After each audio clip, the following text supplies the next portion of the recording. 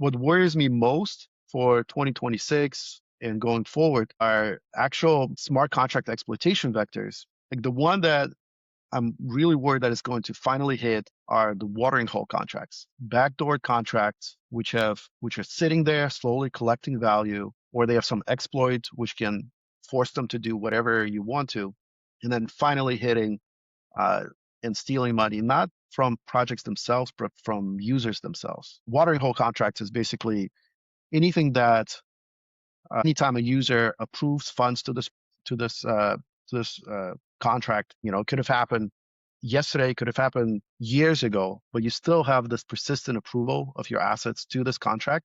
If an attacker takes over the contract or as a way to instruct that vulnerable contract to do things on their behalf, they can start targeting people that maybe did not have any money 5 years ago and they completely forgot, sure, I'll infinite approve whatever USDC to this contract.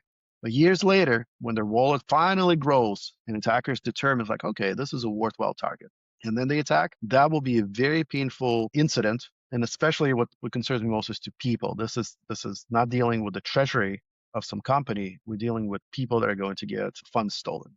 So that's the one thing that worries me the most. And I've seen indicators of there's smaller exploits that are happening every day where they are exploiting something. The attack vector that I'm worried about is the arbitrary call injection, where they can basically act on behalf of the contract. So you can say, hey, I am the contract and I have all these funds approved to me. Now I want to transfer those funds to an attacker.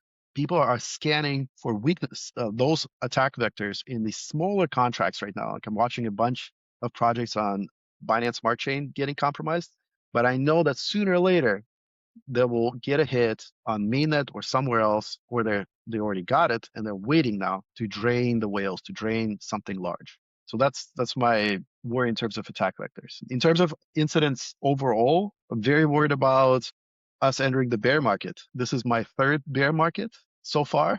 I guess there'll be more, but bear markets are traditionally also corresponding to an increase in very damaging large-scale hacks. So if you remember what was happening in 2022, that was the last cycle. It was especially like in the first couple of quarters, it was just one hit after another, hundreds of millions of dollars per hack. So it's a slowdown, but I'm worried that people are getting more stressed out. They need to push their projects. They're worried about the economy or cryptocurrency industry being on the download. So they're still making mistakes because they're rushing or need to move funds suddenly quickly. And that's when attackers step in.